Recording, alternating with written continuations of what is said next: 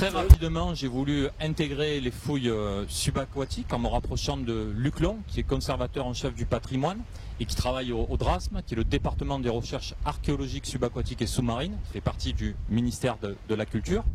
Donc à partir de là, Luc fouillait dans le Rhône, il dirigeait des fouilles dans le Rhône et également dans le delta du Rhône, c'est-à-dire au niveau des Saintes Maries de la Mer.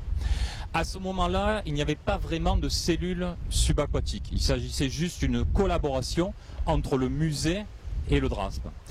Et c'est vrai que si c'était pour bien des vues assez officieux, j'avais l'aptitude à travailler sous l'eau, notamment par le diplôme d'État qui est le classe 2 mention B. La mention B, c'est la mention scientifique, la mention archéologique. Et les Saintes Maries de la Mer correspondaient à l'un de mes axes de recherche. Juste avant d'arriver au musée, j'avais soutenu un mémoire sur le commerce du fer d'après les épaves des Saintes Maries de la Mer.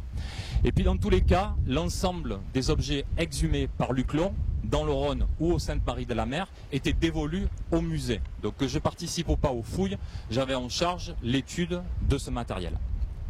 Après plusieurs années de campagne de fouilles avec Luc, aux Saintes ou dans le Rhône, j'ai été associé à l'expertise du chaland Arles-Rhône 3 et à partir de 2008 à la fouille programmée du chaland Arles-Rhône 3 qui était co-dirigée par Sabrina Marlier, ma future collègue, et également Sandra Grec. Toutes les deux faisaient partie alors de l'association archéologique Archéos.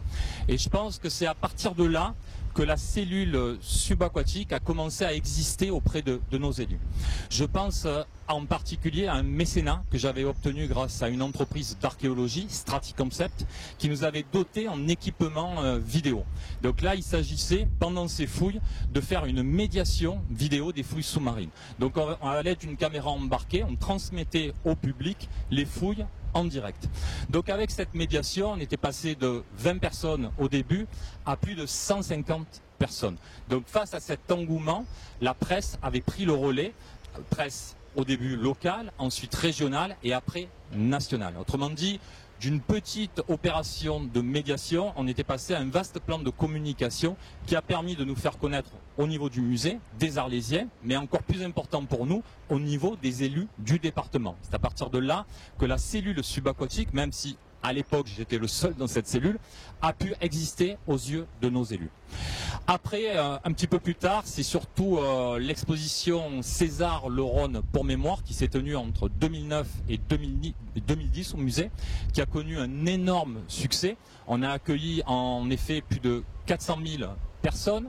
On a pu faire les gros titres des journaux tels que Le Monde, le New York Times. Et c'est vrai que les fouilles subaquatiques, à ce moment-là, n'étaient pas seulement un fonds d'enrichissement des collections du musée, mais ça permettait aussi un développement de l'économie de notre territoire, notamment par l'impact touristique que ces fouilles suscitaient. Après, en 2011, j'allais dire, c'est même l'apothéose avec la fouille et le renflouage du chaland Arles-Rhône 3 qui a été confié à Sabrina Marlier. En 2013, avec l'extension du musée qui a accueilli le chaland et en plus des centaines d'objets issus des fouilles subaquatiques du Rhône. Donc si Sabrina avait déjà eu l'occasion de mettre ses palmes dans le Rhône au cours d'expertise et de la fouille programmée, après le chantier, elle a pu accrocher définitivement ses palmes au musée et doubler ainsi les effectifs de la cellule subaquatique du musée. Voilà, je te passe la parole.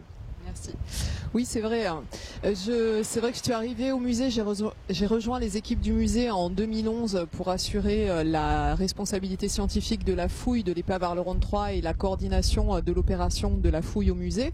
Mais avant ça, on peut remonter quelques années en arrière pour rappeler que, comme David, je suis également plongeur professionnel, donc habilité à intervenir en milieu hyperbare. Et j'ai mis pour la première fois mes palmes dans le Rhône en 2004.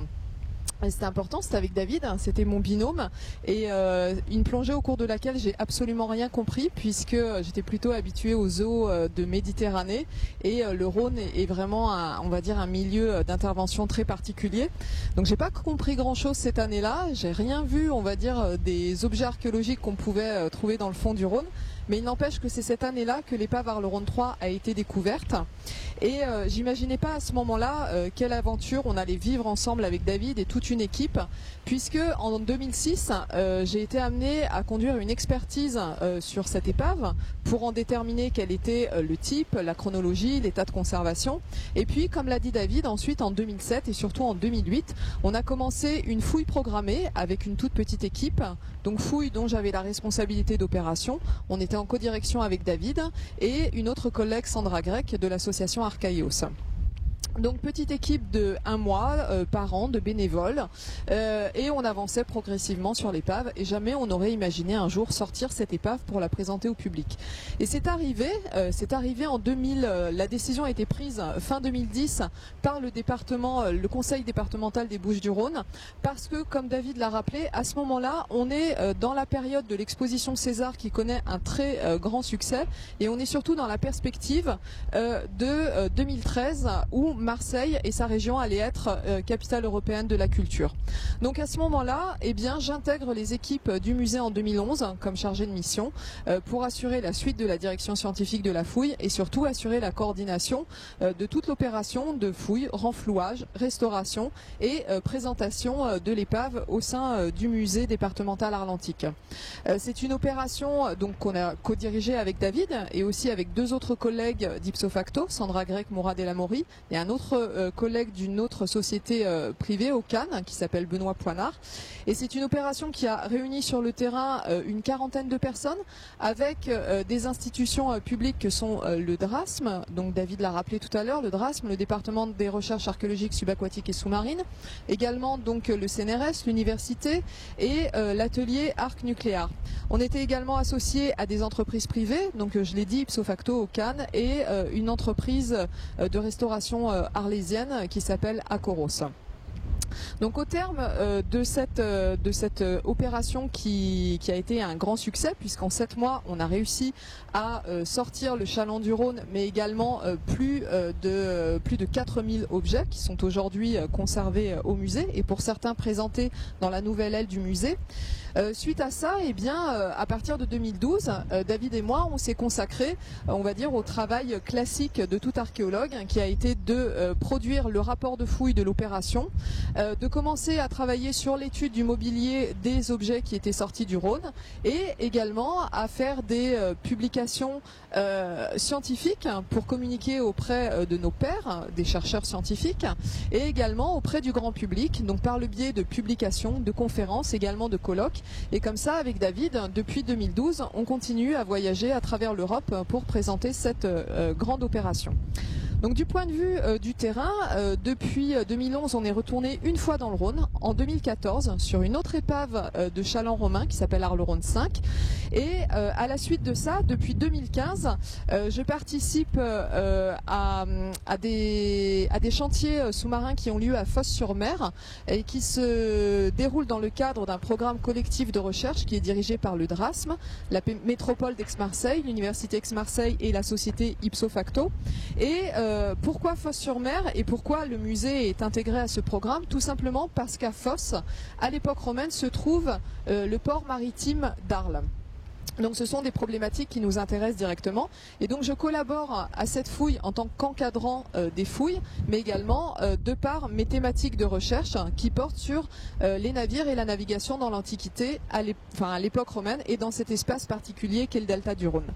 Et donc actuellement, David comme moi, on est également avant tout, on va dire, des chercheurs. Donc je vous l'ai dit, on travaille sur l'étude des collections et pour le moment, moi je travaille sur les objets d'accastillage, c'est-à-dire tout ce qui équipe les bateaux comme les ancres, les plans de sonde, les poulies, etc.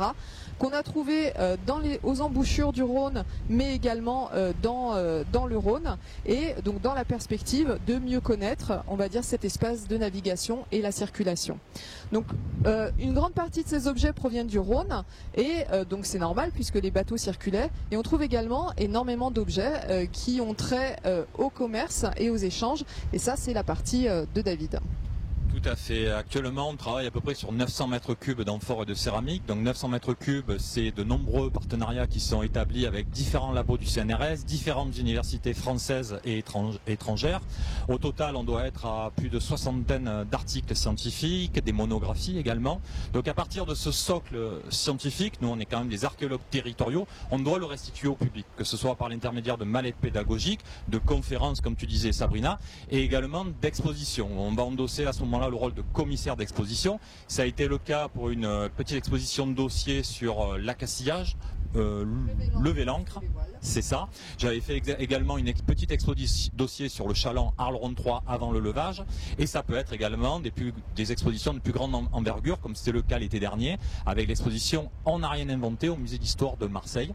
Et c'est ça vraiment la différence, c'est ce qui nous caractérise de la recherche, mais également une vocation à transmettre au plus grand nombre.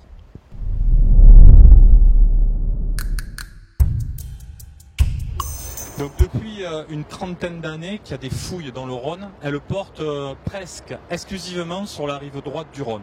En rive gauche, les campagnes de Luc avaient essayé de faire des sondages, mais on est face à des blocs énormes en équilibre qui rendent les niveaux archéologiques totalement inaccessibles. En revanche, sur la totalité de la rive droite, on a des accumulations de millions d'amphores. Donc c'est des amphores qui arrivent de l'ensemble du bassin méditerranéen, le contenu est transvasé dans d'autres conteneurs et les amphores sont jetés dans le Rhône. Donc on appelle ça la zone de rupture de charge. Et au sein de cet immense dépotoir portuaire, on a également de nombreuses épaves. Donc oui, de nombreuses épaves qui sont découvertes depuis le début des années 2000. On compte aujourd'hui une quinzaine d'épaves, l'essentiel sont datés de l'époque romaine. Et parmi ces épaves, on trouve différents types de bateaux. On a des petits bateaux, enfin au moins un petit bateau de mer, des bateaux qu'on appelle fluvio-maritimes, qui sont des bateaux mixtes, qui est à fond plat, qui était capable de naviguer aussi bien en mer que sur le fleuve. Et on a ces fameux chalands romains qui sont l'équivalent de nos péniches actuelles, dont la fameuse épave Arleron 3 qui se situait à l'aplomb de l'escalier en face, là qui descend, qui était situé entre 4 et 9 mètres de profondeur et qu'on peut aujourd'hui admirer au sein du musée départemental Arlentique. Et un autre chaland romain que l'on a fouillé en 2014 se situe au niveau des ducs d'Albe. Ce sont les pieux d'appontement qui se trouvent face au musée là-bas et qui est l'épave qui s'appelle Arleron 5, qui est sensiblement la même que l'épave Arleron 3.